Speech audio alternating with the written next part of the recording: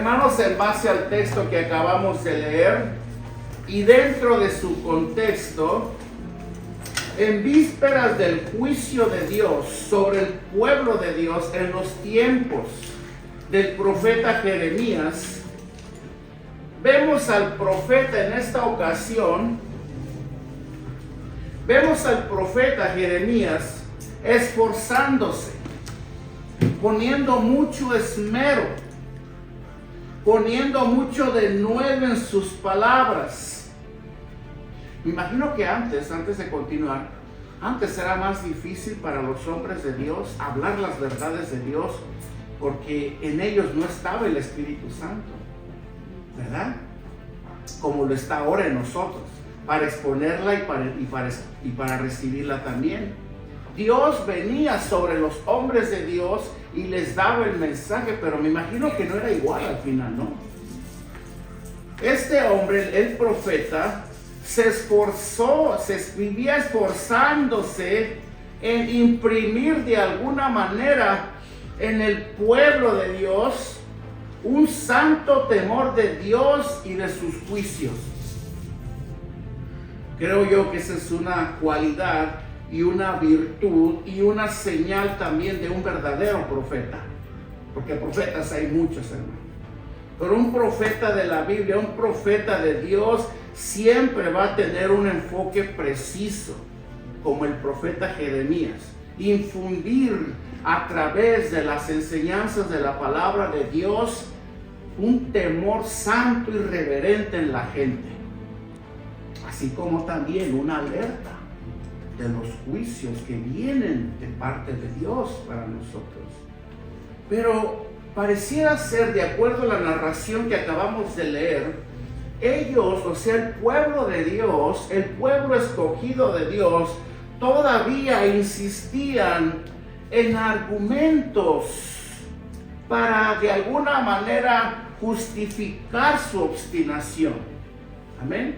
Ellos aún insistían en argumentar el por qué ellos se apartaban de Dios, el por qué ellos prestaban más atención al final a otras cosas, pasando por encima de los mandamientos que Dios les daba a ellos después de cada liberación que Él traía a su pueblo de la esclavitud. Acuérdense, el pueblo de Dios, cuando se apartaba de Dios y se iban en pos de los dioses paganos, Dios los entregaba a juicio. Y ellos clamaban, se humillaban porque ya no aguantaban la opresión del enemigo donde Dios los había puesto, del reinado pagano donde Dios los había puesto por causa de esto, y clamaban y Dios los liberaba una y otra vez, ¿verdad? Esa fue una actitud muy común en el pueblo de Israel, en el pueblo de Dios, durante todos los tiempos.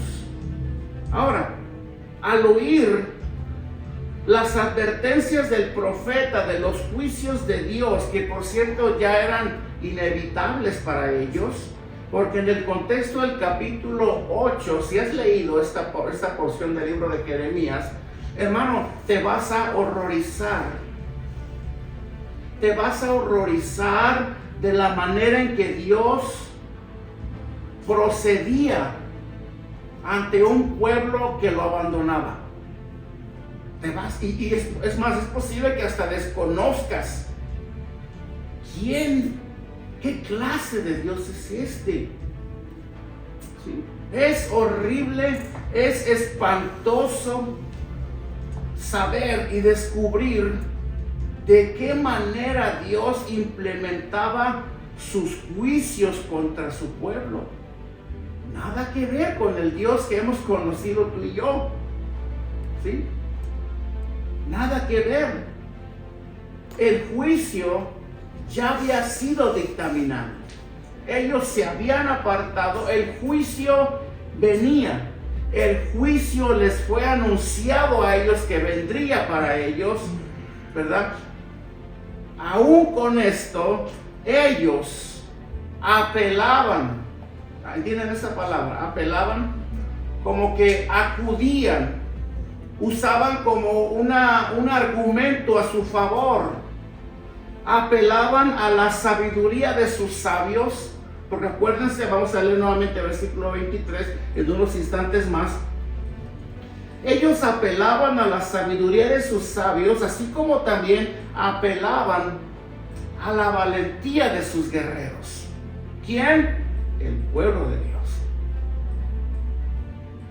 Ellos, por otro lado, también apelaban a la riqueza de sus nobles, lo cual les hacía pensar a ellos que al final ellos serían una ciudad inquebrantable.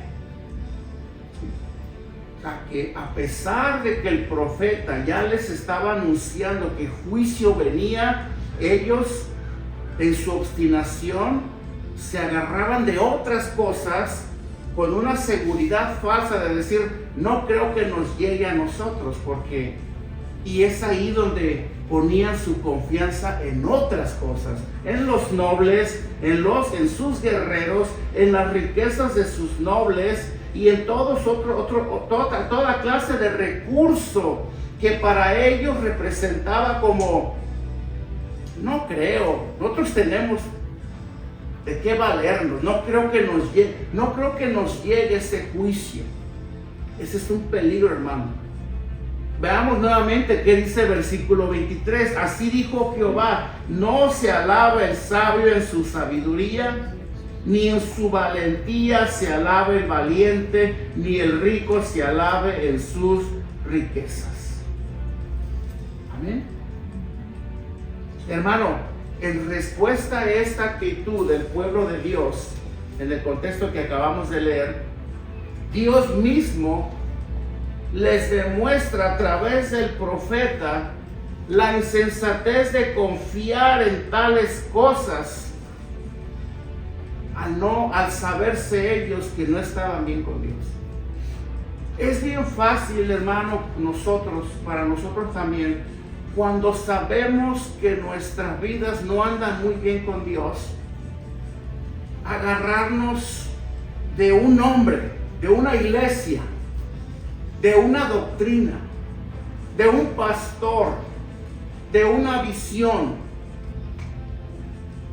como que consideramos que ponernos bajo la sombrilla de alguien o detrás de la sombra de alguien, de alguna manera estaremos seguros, aunque en el fondo sabemos que no estamos bien con Dios. ¿Sí? Se los digo por experiencia. Por algunos años yo viví en este engaño. Yo sabía que mi relación con Dios no andaba bien.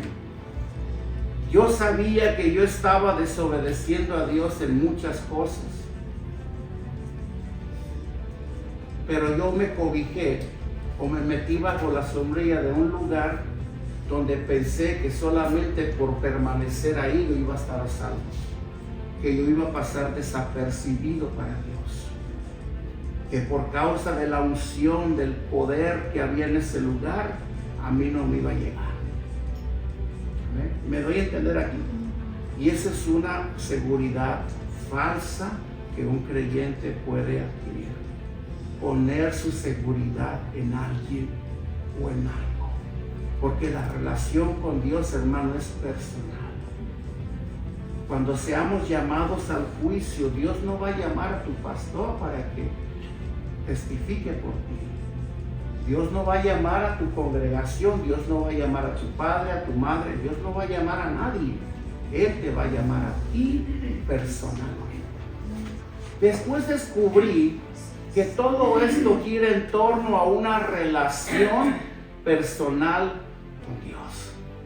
Y que algún día seré yo, no mi pastor, no mi esposa, no aquella persona en la cual yo he puesto toda mi confianza y toda mi seguridad, hasta en una doctrina, porque pensamos que estamos en una iglesia de sana doctrina y ya caminamos en el conocimiento de Dios, hermano, ni eso nos va a salvar en aquel día.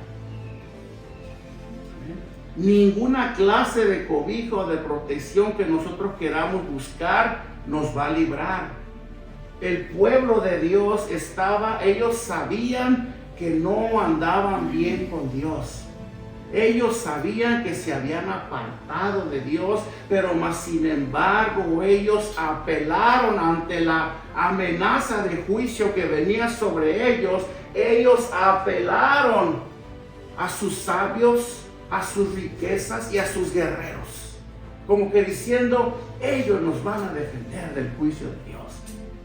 No creo que ese juicio nos llegue porque nosotros estamos seguros en este lugar. Tenemos los mejores jinetes.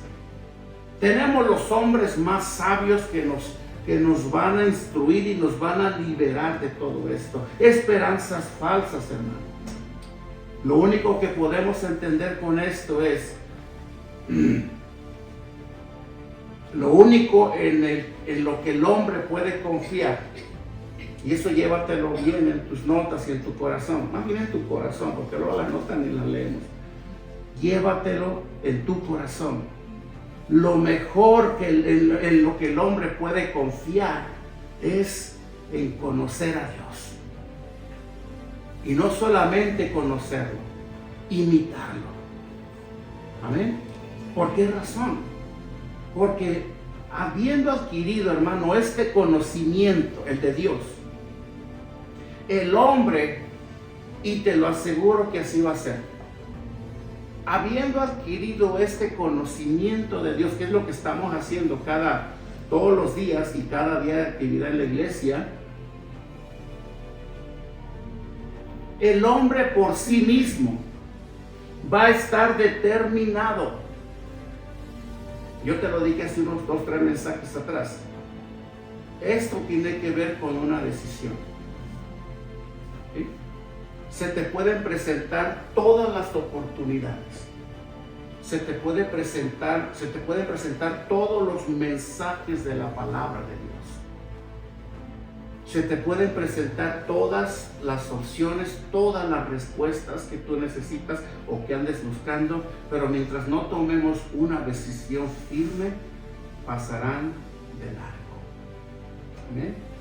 Este puede ser un mensaje que puede cambiar el curso de tu vida a partir de hoy, pero si tú lo dejas pasar, será un mensaje más de cada domingo.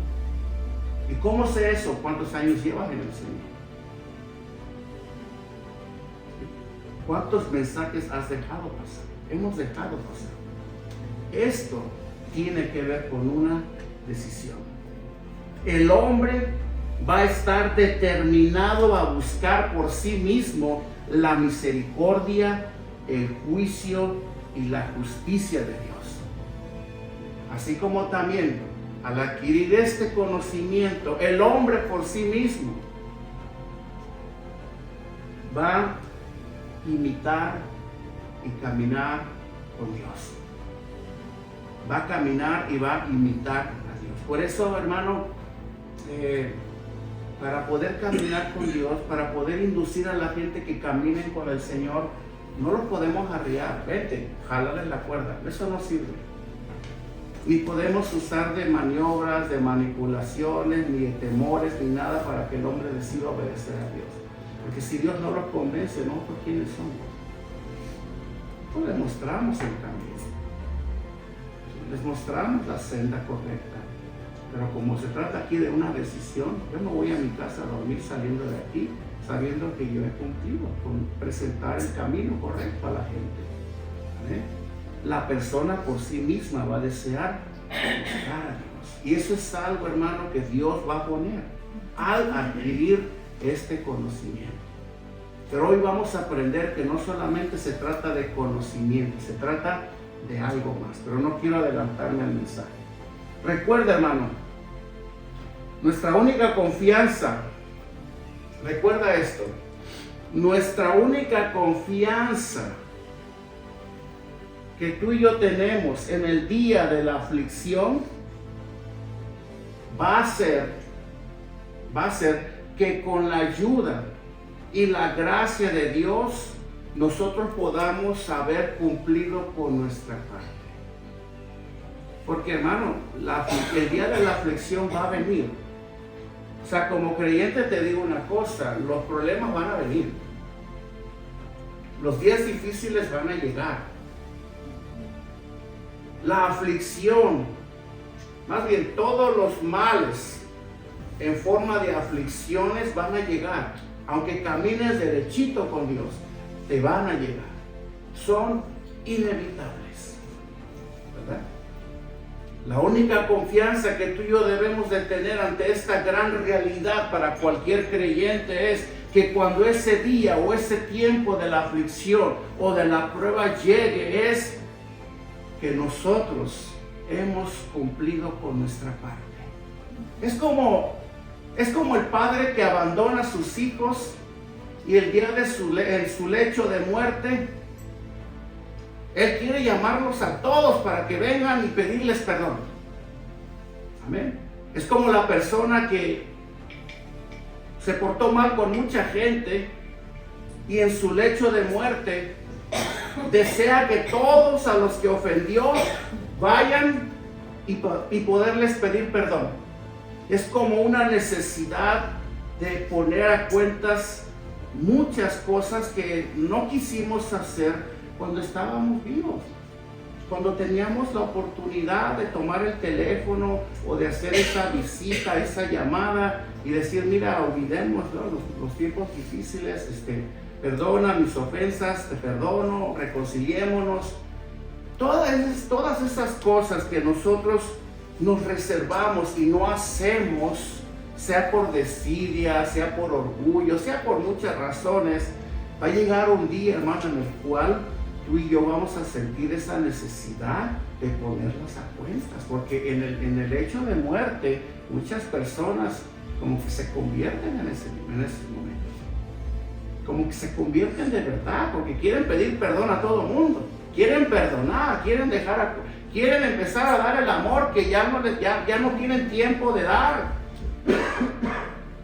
Tu hijo, tu hija, lo vas a querer abrazar cuando ya te quedan horas de vida.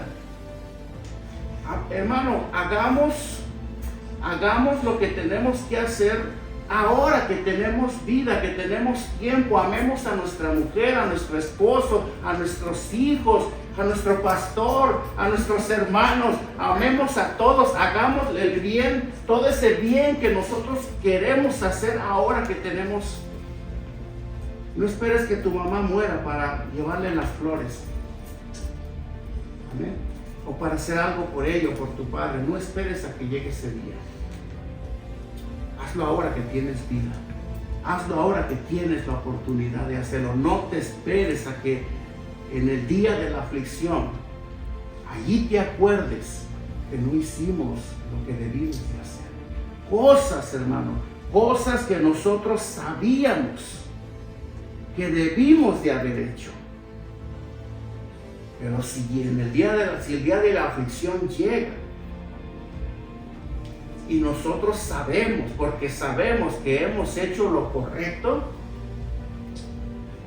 entonces tendremos paz, tendremos confianza, y lo mejor de esto, sabemos que tendremos al Dios todo suficiente obrando a favor nuestro. Por eso dice la palabra del Señor, no tengo esta cita a la mano, pero dice, y todo obra para bien a los que aman a Dios. Querías conocer tú el verdadero significado de esta cita bíblica. Y todo obra para bien a los que aman a Dios. Bueno, este es lo que significa. Todos los que hemos hecho lo correcto, o lo que debimos de haber hecho con la gracia de Dios, hermano, todo al final, por muy trágico, por muy horrible que sea, todo va a obrar a favor nuestro. Bien, ¿por qué? Porque hicimos la voluntad de Dios. ¿Amén? No puedo decir que todo va a obrar a bien a tu favor en el día de la aflicción cuando sabes que no has hecho lo correcto. No te puedo prometer que te va a funcionar a bien al final. La Biblia no nos permite hacer eso, pero esperemos que lo tengas presente. Bueno, esto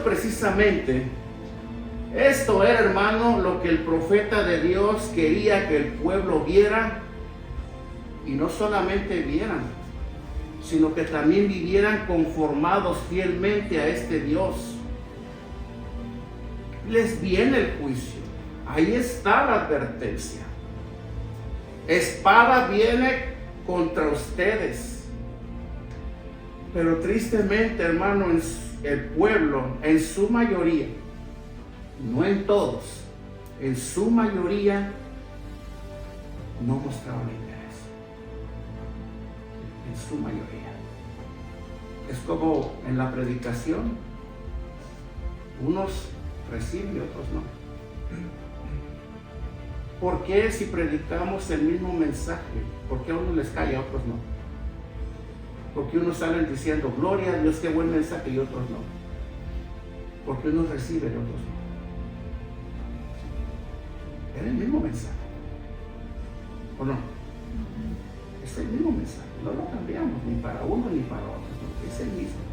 Bueno, el pueblo de Dios, en los tiempos de Jeremías, ante la amenaza latente del juicio de Dios, ellos no mostraron interés alguno en cambiar sus caminos. Leamos el versículo del 12 al 16, ahí mismo capítulo 9. ¿Quién es varón sabio que entienda esto? ¿A quién habló? Y dice, ¿y a quién habló la boca de Jehová para que pueda declararlo? ¿Por qué causa la tierra ha perecido? ¿Ha sido asolada como desierto hasta no haber quien pase? Versículo 13. Dijo Jehová, gloria a Dios, ahí está. Dijo Jehová, porque dejaron mi ley, la cual di delante de ellos, y no obedecieron a mi voz, ni caminaron conforme a ella. Esas son las palabras de Dios al pueblo de Dios en los tiempos de Jeremías. Versículo 14. Se fueron tras la imaginación de su corazón y en pos de los Baales, según les enseñaron sus padres. 15. Por tanto, así ha dicho Jehová de los ejércitos, Dios de Israel. ¿Dios de quién? De Israel. He aquí que a este pueblo yo les daré a comer ajenjo. Ajenjo es una planta muy amarga que produce mucho malestar estomacal. Sirve para purgar y para que el estómago se suelte a veces. Perdón, es que por eso es. Y les daré agua, les daré a beber aguas de hiel. O sea, es el sinónimo de aguas contaminadas, aguas que te pueden matar. Aguas. Y el versículo 16 dice, y los esparciré entre naciones que ni ellos ni sus padres conocieron. Y enviaré espada en pos de ellos hasta que los acabe. Oye, ¿quién habla ahí? Dios, hermano. La verdad no es el Dios que me presentaron, Ese es Dios, hermano. Ese es Dios. ¿Ese es el Dios de amor que dice que todo nos pasa? No. Ese es el Dios de juicio, el Dios de justicia. ¿Sí? Diferente. Ahora, el problema aquí no fue que el pueblo de Dios no conocía la ley de Dios, porque sí la conocían. Ellos conocían la ley de Dios. Amén. No es que no la conocían, sino que no la obedecieron. Ese fue el problema. Porque te digo una cosa, la Biblia enseña que cada que Dios libertaba a su pueblo del yugo de esclavitud, Dios les daba instrucciones y les decía, ok, los voy a poner en tierra firme, segura, y voy a poner reyes que los gobiernen, ¿verdad? Que van a venir de mí, que yo voy a usar para que los gobiernen con justicia y con equidad. Pero hay de ustedes si se vuelven a apartar de mí. Hay de ustedes si me abandonan en el camino. Hay de ustedes y se van en pos de los dioses de esas naciones a los cuales yo los envío, porque juicio les volverá a venir. Era una advertencia que Dios les hacía a su pueblo, pero finalmente caían en lo mismo. Ellos conocían la ley de Dios. No eran ignorantes, pero la desobedecieron y por esa razón se desviaron. ¿Por qué razón venía el juicio de Dios contra el pueblo de Dios? Porque el pueblo se desvió. Y esto nos enseña, hermanos, de una manera, diría yo, temerosa.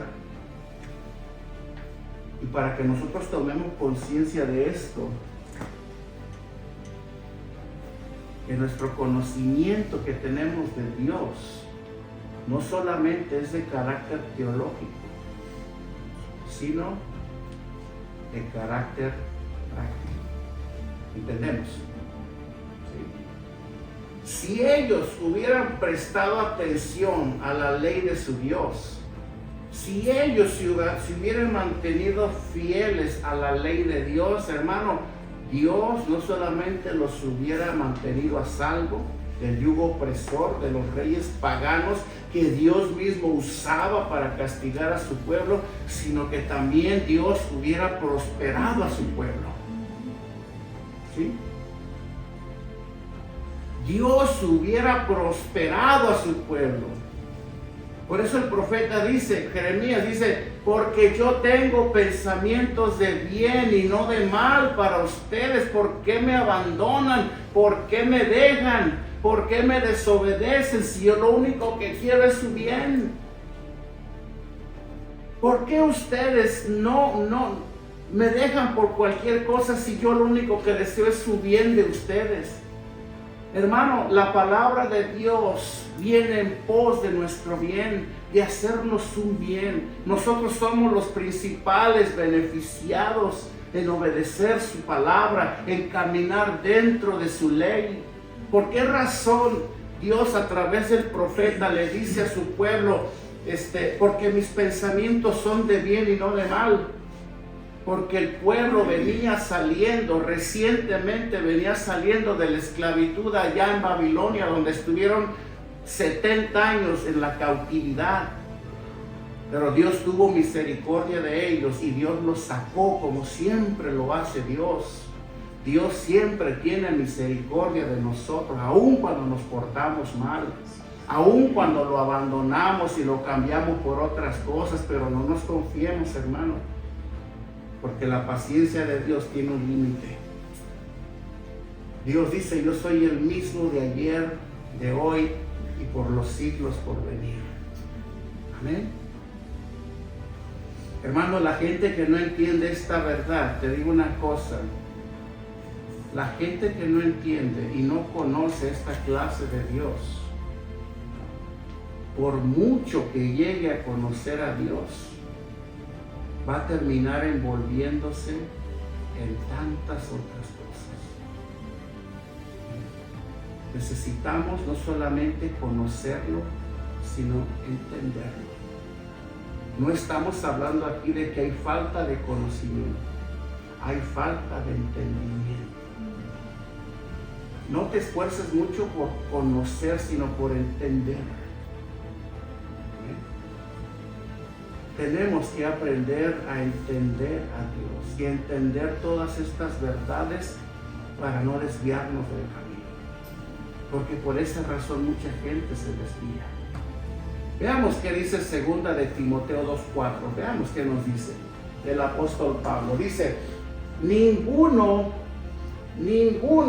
o algunos dice aquí, ninguno que milita, o sea, que forma parte dentro del ejército de Dios, se enreda en los negocios de la vida, a fin de agradar a aquel que lo tomó por soldado.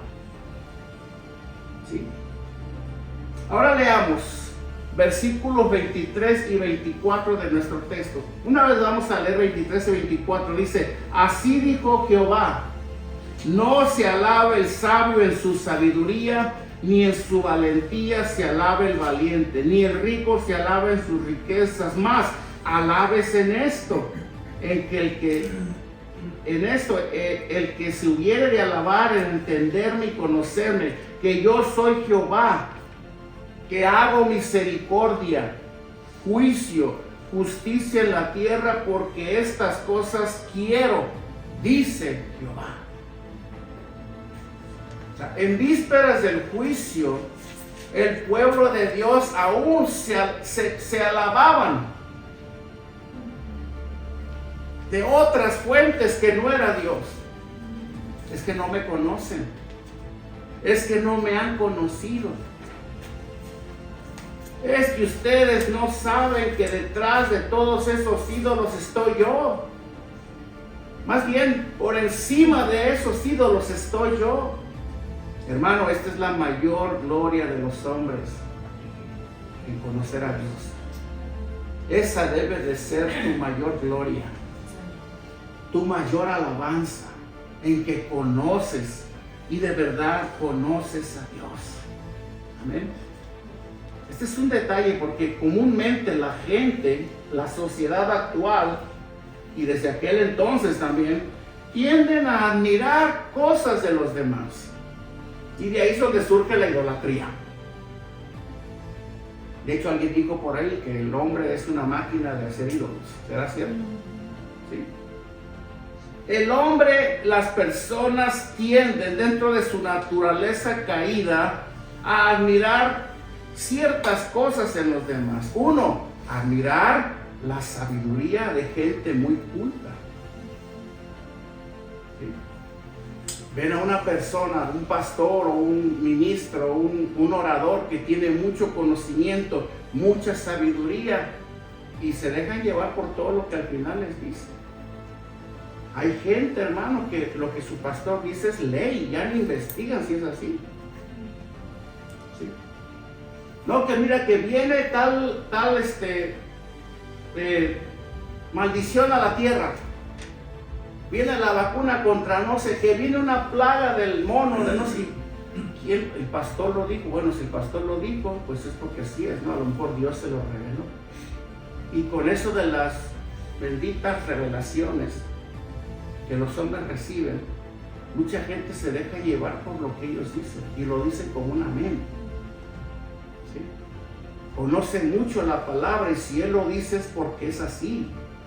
No somos como los bereanos, que con Biblia en mano escudriñaban lo que Pablo enseñaba. Hermano, yo me puedo equivocar y me equivoco, y tú quizás lo has notado ya muchas veces, ¿verdad? No te confíes en lo que yo digo, confíate en lo que la palabra de Dios te enseña. ¿Ven? Yo no te voy a salvar en el día del juicio, mi palabra no es infalible. Por eso no debe ni de haber apóstoles en la actualidad, porque la palabra de un apóstol era infalible. Lo que el apóstol decía, eso se tenía que hacer. Por eso es peligrosísimo, ya no hay. Lo que la Biblia dice es infalible, es la verdad infalible de Dios. En esta sí hay que confiar. Hay que poner toda nuestra confianza, no en la sabiduría, no en el intelecto, no en la cualidad oratoria de un hombre. Confíate en lo que la palabra de Dios dice, nada más. No confíes en el poder de nadie, en el poder del gobierno, de aquel candidato, que este va a cambiar las cosas, que aquel ya no, que Trump es ahorita Trump es el savior de Estados Unidos. Porque dice que cree en Dios, porque ha hecho promesas en cuanto a favor de los cristianos. Te digo una cosa y te lo confieso, yo soy un poco escéptico, porque la fe de Trump es verdadera. Soy un poco escéptico, puedo equivocarme, porque la Biblia dice, por sus frutos los conoceréis. No midas por las palabras a un hombre, mídelo por sus hechos. ¿Sí? Fuera de campaña y en campaña, él usa lenguaje que no glorifica a Dios. Por eso, tenlo en perspectiva. ¿Sí? Ni lo veas como el salvador de Estados Unidos. Ni veas al presidente ni al gobernador de tal como que él va a salvar el país. Si eres cristiano, mucho menos. Tú sabes que tu socorro viene ¿de dónde? Del que hizo los cielos y la tierra. Si tú estás bajo un gobierno como el que estamos hoy en día, tú sabes que si tú te mantienes fiel a Dios y a sus principios, Él te va a guardar. Él va a pelear tu justicia. Amén. Esté quien esté, nosotros no tenemos que poner nuestra confianza en ningún poder debajo de la tierra, ni mucho menos en las riquezas, porque estas son inciertas. Hoy están aquí, mañana quién sabe. Hermanos, sin embargo, ante esta tentativa de poner toda nuestra admiración en estas cosas, lo que Dios valora más, hermano, es que tú y yo lo conozcamos a Él de una manera personal. Te digo una cosa, si hay algo que Dios valora más, no es el que tengas todo el conocimiento, todo el poder, toda la riqueza. Lo que más admira a Dios y valora más es que tú te acerques a Él y lo conozcas de una manera personal. Hermano, este es el valor más grande que tú y yo tenemos. ¿Sí? Y que también llevemos una vida que refleje su justicia, su rectitud y su amor. Eso, hermano, es lo que Dios más valora en nosotros. No quiénes somos, no en quiénes nos hemos convertido, sino que vivamos en todas estas cualidades y virtudes. Pregunta, te hago una pregunta. ¿Qué es lo que más deseas que la gente admire de ti? Sí, porque estamos hablando, hay tres tendencias de la gente de admirar cosas de los demás. Pregunta para ti, ¿qué es lo que más deseas que la gente admire de ti? Tú dirás, bueno, que soy buena cocinera, que soy un intelectual en la universidad, que tengo las mejores calificaciones, o que manejo el mejor carro, o que soy tal persona, o que tengo el mejor matrimonio, que soy el mejor padre ejemplar, soy la esposa idónea. Eso es lo que... No, hermano. Tu deseo de que si hay algo que deseas que la gente admire de ti es que conoces a Dios. Que conoces a Dios. Oseas 6:6, ¿qué dice? ¿Qué dice Oseas 6:6? Porque misericordia quiero y no sacrificio, y conocimiento de Dios más que holocaustos. Hermano, de acuerdo al profeta Oseas, si nosotros decimos que conocemos a Dios, que creo yo, que no tengo duda que aquí muchos lo conocen ya, es porque vivimos practicando la misericordia. ¿Ven? Si decimos que conocemos al Dios de los cielos, es porque vivimos practicando la misericordia y vivimos en el temor de Dios, confiando en su justicia. Esto es esas son las cualidades primordiales de una persona que dice que conoce a Dios. Amén. Nosotros, hermanos, debemos de convertirnos, oílo bien. Nosotros debemos de convertirnos, tú y yo, en expertos hablando de Dios. Nosotros debemos de convertirnos en expertos hablando bien de Dios, porque le conocemos. Si yo te pregunto, ¿cómo es tu padre? Estoy seguro que vas a poder describírmelo con detalle, porque lo conoces, porque naciste de él, porque conviviste muchos años con él. Lo conoces, ¿no? Sabes lo que le gusta, sabes lo que no le gusta. Bueno, así como tú me puedes describir cómo es tu padre, y me dirijo al Padre porque Dios es nuestro Padre, así también tú tienes que hacerte un experto hablando de tu Padre celestial. Tú debes de saber qué es lo que le gusta y qué es lo que le desagrada. ¿Amén? Tú debes de saberlo. Si una persona que dice que conoce a Dios pero no vive conforme a su gracia, ¿saben qué es eso? Entonces no conoce a Dios. Si tú dices que conoces a Dios y pecas, te arrepientes y Dios te perdona, pero aún sigues sintiéndote culpable de tu pecado, no conoces a Dios entonces. No lo has conocido. Si tú dudas cuando pasas por alguna necesidad, ¿sí?, y se te olvida dentro de ese momento de presión que Dios siempre es fiel, entonces tú vas a saber esperar por su auxilio en el momento correcto y oportuno. Y no te vas a desesperar, no te vas a afanar. Porque si tú haces todo lo contrario, hermano, eso me dice que no has conocido a Dios. ¿Sí? Vivir dentro de esta gracia es vivir dentro de un favor especial de Dios en el que el resto del mundo no vive. Amén. En el que los creyentes vivimos, la cual provee amor, paciencia, benignidad, mansedumbre y todas esas cosas que denotan las virtudes y las cualidades de Dios. Si no caminas de esta manera con Dios, entonces no has conocido a Dios. Y si no has conocido a Dios, ¿qué significa eso? Si hoy te vas de este mundo, ¿para dónde vas? ¿Amén? ¿Para dónde vamos?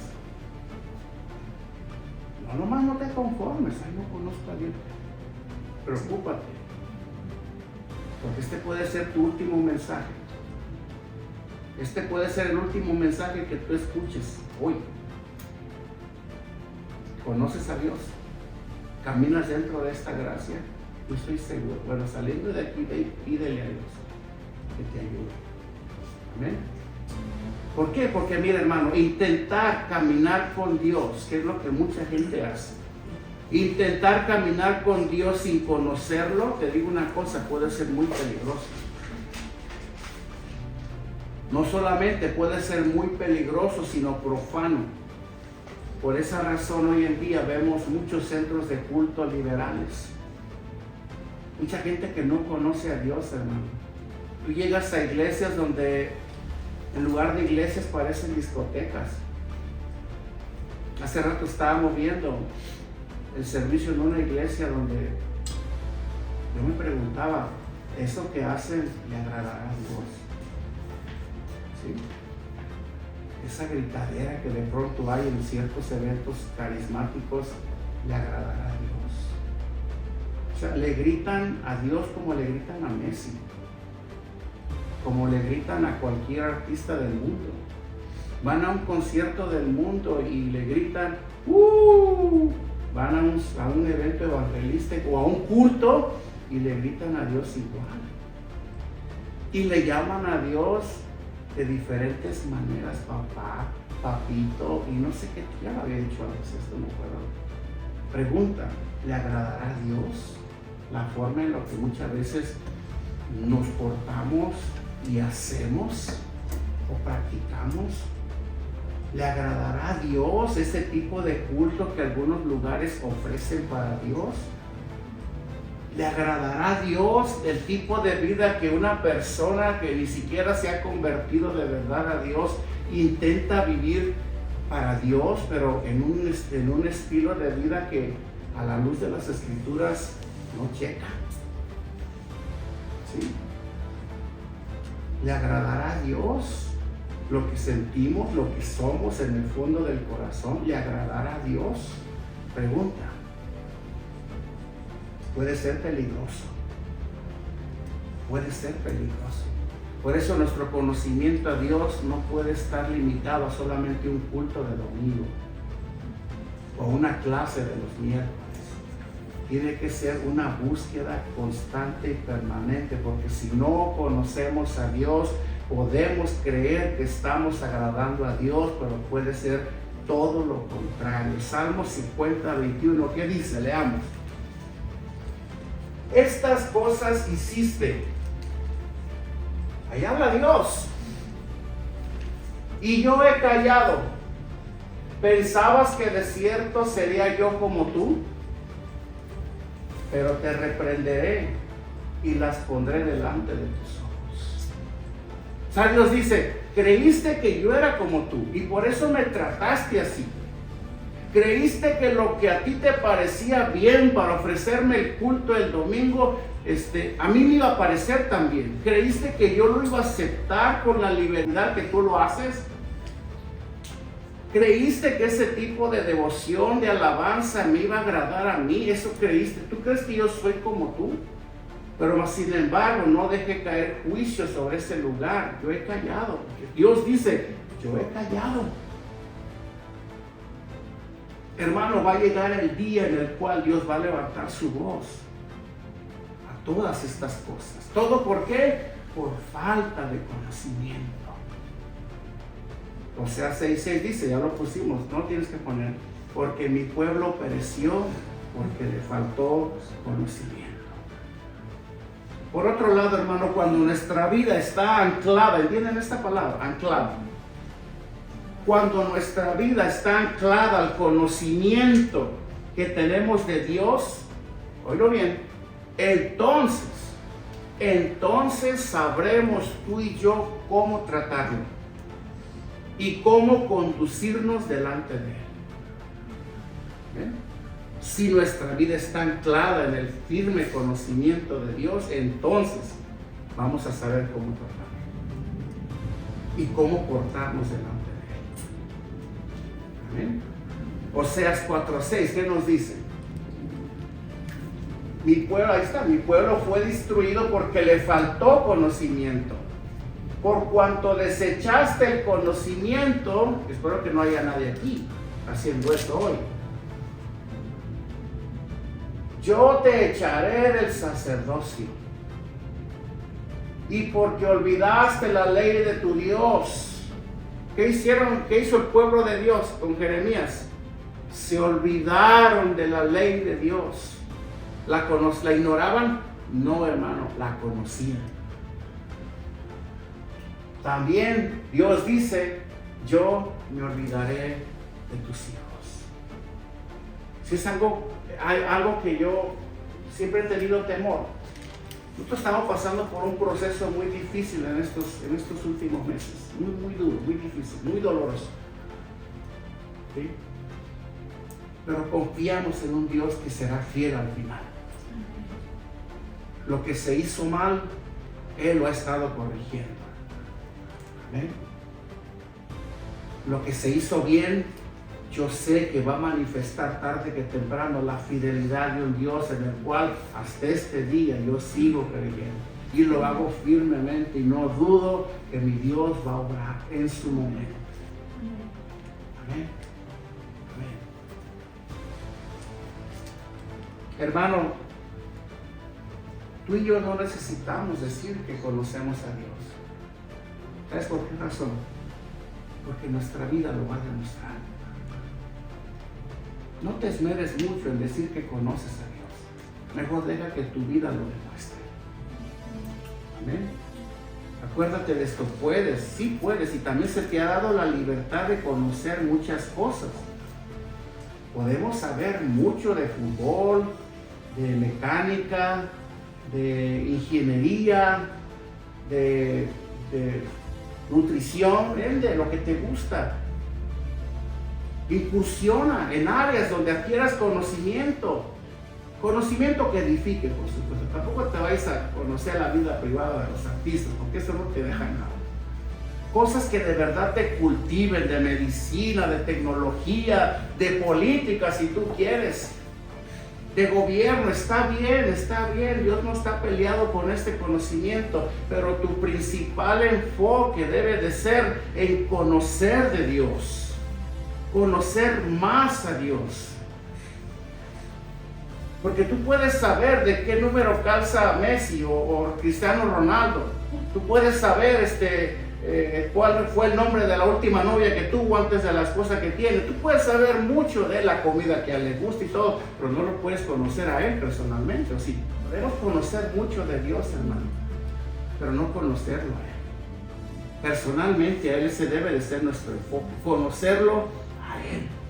Sobre todo debemos de esforzarnos en conocer a Dios. Ahora, cuando nosotros hablamos, que este es un tema muy muy común hoy en día en la actualidad, de tener experiencias con Dios, no hablamos de lo que muchos creen que son esta clase de experiencias, sí, sino que cuando nos referimos a experiencias con Dios, no estamos refiriéndonos a que un día estaba en un éxtasis y vi al Señor Jesucristo que entró, se abrió la puerta, y no me refiero a eso.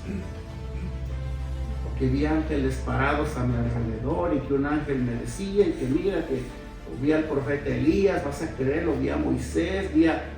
No nos referimos a este tipo de experiencias un tanto místicas, porque no son ni bíblicas tampoco. ¿Sí? Olvídate si un día esperas tener al Señor Jesucristo delante de ti hablando. Puede hacerlo sí, pero no es como Dios opera para forjar nuestra fe. Aclaro, no lo limito, Él puede hacerlo, pero no es como Él opera. Y si Él opera, lo hace con propósitos. Cuando nos referimos a experiencias con Dios, lo que estamos tratando de decir, hermano, que tú mismo, si tú, por ejemplo, hablas de perdón, si tú presentas al Dios que perdona, es porque tú mismo has experimentado el perdón de Dios en tu propia carne. ¿Nosotros qué hacemos? Predicamos a Dios, predicamos el Evangelio, predicamos que Dios es un Dios de misericordia. ¿Por qué? No solamente porque la Biblia lo dice, sino porque yo lo he experimentado en carne propia. ¿Sí? Predicamos a un Dios que es fiel y nunca llega tarde. ¿Por qué? Porque lo dice la Biblia, sí, pero también porque tengo testimonios de que cuando me vi en las peores necesidades, Dios siempre estuvo ahí tendiéndome la mano. Hermano, si alguien te puede testificar de todas estas cosas con pruebas, hermano, es tu servidor. Yo conozco lo que es el perdón de Dios. Yo sé lo que es la gracia de Dios. Esa gracia que a pesar de ser quien soy, Él me sigue amando. Él me sigue extendiendo su mano. Hermano, yo sé lo que es el Dios de misericordia. Porque primero lo aprendí de Él y después lo puse en práctica. Y Dios me corroboró a través de esto que Él no solamente es un Dios teológico, sino para mí, el día que puse por obra todo lo que yo decía de Él, se convirtió en un Dios práctico. ¿Por qué? Porque yo ahora y a partir de entonces he vivido practicando todas estas cosas con Dios. ¿Eh? Ya no es lo mismo que antes. ¿Amén? Ahora, si has tenido experiencias con Dios, también como tal, cuéntalas. Bendice a alguien más, solo que no le ayudes a Dios, porque a veces caemos en eso. A veces Dios no ha hecho nada y tú estás diciendo que Dios es fiel. A veces hablas de perdón y tú mismo no has aceptado el perdón de Dios. Yo te hablo así porque yo lo he vivido en carne propia y lo sigo viviendo todavía. Dios perdona, sí, te equivocas, pecas, arrepiéntete de corazón y Dios te perdona y te vuelve a poner en circulación otra vez. Lo pasado quedó atrás, ahora borrón y cuenta nueva. Yo le sirvo a un Dios de borrón y cuenta nueva. Yo no le sirvo a un Dios que me guarda rencor. Tu mujer quizás sí, tu esposo sí, pero Dios no. Dios no nos guarda rencor. Pudiste haber sido el peor de los miserables, perdón por la palabra, pero hoy te arrepientes y Dios te perdona. Y como dice Miqueas, Él va y avienta tus pecados al fondo del mar. Y para Él eres nueva criatura. Comenzamos hoy nueva. Debemos de perseverar nosotros en el conocimiento de Dios. ¿En qué? En el conocimiento de Dios. Y eso es peligroso, porque si nosotros no perseveramos en el conocimiento de Dios y no lo aplicamos, te digo una cosa, entonces tú y yo caemos automáticamente en el juicio de Dios. Te voy a decir algo que a lo mejor nunca lo habías escuchado, pero si nosotros, teniendo el conocimiento de Dios, y nos olvidamos de Él, entonces caemos bajo el juicio. O sea, por no obedecer a Dios, muchos podemos estar viviendo bajo el juicio de Dios en este momento. Muchos, y me incluyo yo también. No es que lo conozcas, es que no te olvides de Él. El pueblo de Dios se olvidó del pacto con Dios. ¿Y qué hizo Dios? Dios les anunció juicio. ¿Y sabes qué es lo más trágico de esto? Que el juicio llegó. El juicio llegó. A tal punto que Dios en el contexto les anunció que la misma muerte iba a escalar por las ventanas de los hombres, iba a entrar a cada casa e iba a destruir a todos.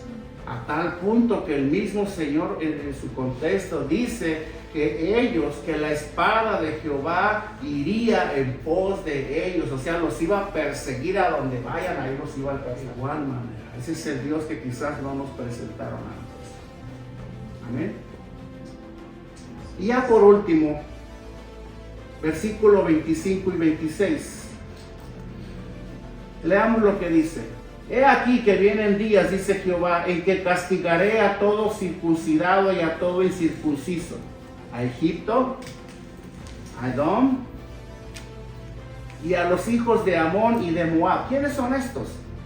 Los hijos de Amón y de Moab son los descendientes de Lot, el día que se acostó con sus dos hijas. ¿Sabían eso? Bueno, sus dos hijas se acostaron con su padre estando ebrio y engendraron hijos de él, hijos de maldición. Y de ahí proviene la descendencia de Amón y de Moab. Dos pueblos que hasta la actualidad siguen peleando con el pueblo de Dios. Amén. Y a todos los arrinconados en el postrer rincón, los que moran en el desierto, porque todas las naciones son incircuncisas y toda la casa de Israel es incircuncisa de corazón. Fíjense bien lo que él dice aquí. Y a todos los arrinconados en el postrer rincón, los que moran en el desierto, porque todas las naciones son incircuncisas. Ahí se refiere a los gentiles, a los que no son pueblo de Dios. ¿Amén? Y aún podemos incluir a los mismos judíos que hasta la fecha han rechazado a Dios. Porque acuérdense, la circuncisión representaba el amor y el pacto de Dios sobre su pueblo. Amén. Porque todas las naciones son incircuncisas y toda la casa de Israel, ahí los está incluyendo también a ellos, es incircuncisa de corazón. ¿Por qué dice que son incircuncisos de corazón? Porque no han obedecido al pacto de Dios. Porque aún habiendo sido el pueblo escogido de Dios, aún ellos rechazaron a Dios. ¿Sí? Hermano, el verdadero cristiano, el que ha conocido a Cristo, puede que se vaya al mundo y peque un tiempo, pero un tiempo, no toda una vida, un tiempo. Pero este va a regresar, porque Dios lo va a traer, porque le corresponde a Él, es de Él. Eso estoy seguro. El verdadero hijo de Dios, cuando se aparta, es porque va a regresar. Y el que ya no regresa es porque nunca fue. Nunca fue. Simplemente no es que no ha regresado a casa, sino que regresó a casa. a donde él pertenecía. Amén. Ahora, la circuncisión de la que el profeta habla, hermano, en el contexto que acabamos de leer, se remonta a los días de Abraham. Amén. Para el pueblo de Israel. Y era el símbolo de su relación y de su pacto con Dios. Solamente anótenla, ya no tengo mucho tiempo. Génesis 17, del 9 al 14. Ahí habla del pacto que Dios hizo con su pueblo, donde implementó la circuncisión. Esta también era practicada anteriormente en las naciones paganas, pero no como una señal del pacto de Dios. O sea, la circuncisión todavía era practicada como por los paganos, pero no necesariamente lo hacían representando con esto el pacto que Dios había hecho con ellos. Aunque los israelitas en los tiempos de Jeremías continuaban realizando este tipo de circuncisión, porque ellos lo hacían todavía, ellos, hermano, ellos se habían olvidado del verdadero significado espiritual que este tenía. Simplemente lo seguían practicando. Seguían circuncidando a los bebés, a los hombres, pero se les había olvidado qué significaba eso. Un ejemplo, aquí tomamos la Santa Cena, ¿correcto? ¿Qué significa? Yo sé que muchos se han vuelto expertos y me pueden decir qué significa ¿verdad? La acción de tomar la Santa Cena. Pero te aseguro que más de uno no saben ni por qué lo hacen. Pero lo hacen. A ver, repartan el vino y todos lo toman. Uy, ¿pero qué significa eso? Es que todos lo hacen. Eso es peligroso también. Pero volvemos al punto anterior. Intentar caminar con Dios sin conocerlo puede ser peligroso y profano. Así que, ¿cuál es nuestra responsabilidad o nuestra necesidad inmediata en este momento? Conocer a Dios. Conocer a Dios. No, hermano, no te comas la doctrina de una iglesia. No vayas buscando iglesias. No vayas buscando pastores. No vayas buscando protección de una congregación o de un manto, como le llaman, o de una cobertura. No vayas buscando eso. Tu principal necesidad debe de ser buscar y conocer a Dios. Porque el día que tú conozcas a Dios, aún vas a aprender con esto a ser selectivo en el lugar donde te vas a congregar. Aún vas a aprender a ser selectivo en la clase de enseñanzas que vas a recibir, porque se trata de tu vida espiritual. Y vas a aprender también a discernir entre el error y la verdad. Y no le vas a decir amén a todo, como muchos lo hacen. ¿Sí? Amén. Ay, todos dijeron, pues ni modo de yo no decirlo. También digo amén. Todos toman la Santa Cena, pues para que no me vea tan mal, pues yo también. A veces sabemos que estamos en pecado y sabemos que no podemos hacerlo cuando estamos en pecado. Pero para que no me vean que estoy en pecado, hermano, es de honestidad. El que conoce a Dios, el que tiene el conocimiento aún de todas estas cosas, hermano, y el que está arraigado en la palabra de Dios, tiene el temor de Dios, sabe y no siente ningún pudor en un día decir, en un día de Santa Cena, ¿sabes qué? Hoy no la voy a tomar. ¿Por qué? Si te preguntan lo que es eso, me dices. No le des detalle. Así que Sandra, no pregunte. Quien no quiera tomar la Santa Cena, no les preguntes por qué. Dice Sandra, no. Es más madurez decir, oye, ¿por qué? Porque tú ya sabes, porque no debes de tomarla en pecado. Pero si no sabes y lo haces porque todos lo hacen, acuérdate, Pablo dice en el contexto, juicio come y bebe así. ¿Quién? El que toma la Santa Cena en vida. Y tenemos que tener este conocimiento, porque si no, por eso vienen las consecuencias, por eso vienen las caídas. Por eso viene la espada. ¿Por qué? Porque no estamos siendo diligentes. ¿Entendemos aquí? Muy bien. Hermano, adquiere conocimiento. Pero acuérdate de esto. No adquieres conocimiento para debatir con otros. Porque a veces tenemos eso. Nos gusta aprender mucho para poder debatir con todos. O para sentirnos quizás superiores a los demás. O quizás para que por causa de todo lo que estamos aprendiendo, tener más alabanza de los hombres. No, hermano, busca la alabanza que venga de Dios. Alábese el hombre en conocerme. Jehová dice, alábense en conocerme. Tu mayor prioridad, tu mayor sensación de orgullo, por un orgullo santo, es que conozco a Dios. Sí, sé de muchas cosas, pero principalmente conozco a Dios. O sea, conozco a Dios al cual yo sirvo. ¿Amén? Hermano, recuerda esto, nuestro conocimiento de Dios, una de las cosas más grandes que nuestro conocimiento de Dios produce en nosotros es amor y confianza en Él. Amén.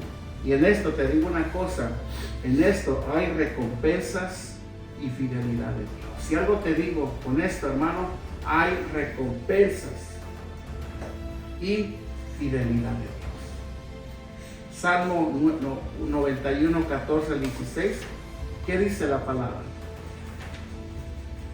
Y ahí lo denota con más claridad el salmista. Dice, por cuanto en mí ha puesto su amor.